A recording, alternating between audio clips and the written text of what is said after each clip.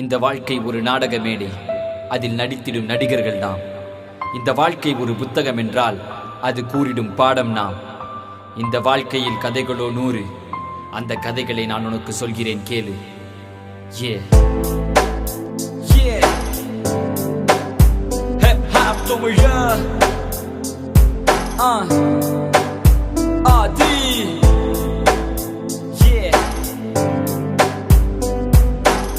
This one's for you.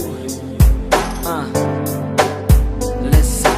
அவள் பெயர் செல்வி, கற்க போனால் கல்வி, பள்ளிக்கூடம் போக இல்ல, கவனம் படிப்பில் இல்ல, புத்திமதி சொல்ல யாரும் இல்லை. காரணம் இவளுக்கு தாயும் இல்ல, தந்தையோ போதை இல்ல. பரிதாபம் இவள் நிலைமை, பாசமின்றி வெறுமை, பாசம் காட்ட தந்தைக்கு நேரம் இல்லை, என்ன கொடுமை. பாசம் தேடி அலைந்தால் பதுமை கிடைக்கல, அதனால் போதைக்கு இவள் அடிமை.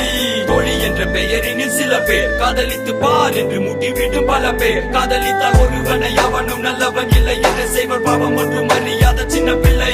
ஒரு நாள் போதை இல்ல, போர்வைக்குள்ள போக இல்ல, அவனும் அணைத்துக் கொள்ள இவளும் தடுக்கவில்லை. இது மட்டுமின்றி பல பெண்களுடன் தொடர்பு, கடைசியில் ஒரு நாள் இது அவளுக்கு தெரிந்து சென்றால் பிரிந்து இவனை மறந்து கையவனின் பசிக்கின்ற குழந்தை விருந்து. விளைவு காதல் தோல்வி, இலவச இணைப்பாக HIV.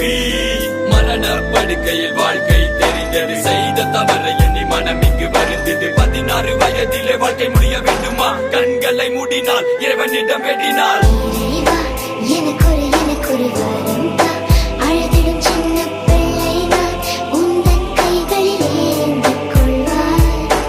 இறைவா எனக்கொரு வரம் தா, அழுதிடும் சின்ன பிள்ளை நான், உந்தன் கைகளில் ஏந்திக் கொள்வாய். ஒரு நாளில் எத்தனை உறவு, ஒரு நொடியில் எத்தனை கனவு, காணல் நீராய் கரைகிறது. வாழ்க்கை தனி கஷ்டம் வரலாம், வாழ்வே கஷ்டம் தான் என்றால் இறைவா நானும் என்ன செய்வேன்?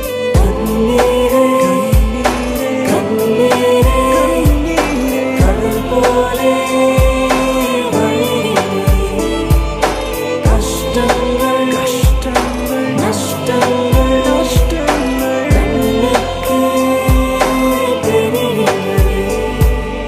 இவன் பெயர் சரவணன், வயதோ 8. இவன் கதை கேட்டு கல்லும் விட்டது, கண்ணீர் சொட்டி சொன்ன தாய் தந்தை இவனை கைவிட்டது. நட்பாலே கேட்டது, கடைசியில் செத்தது.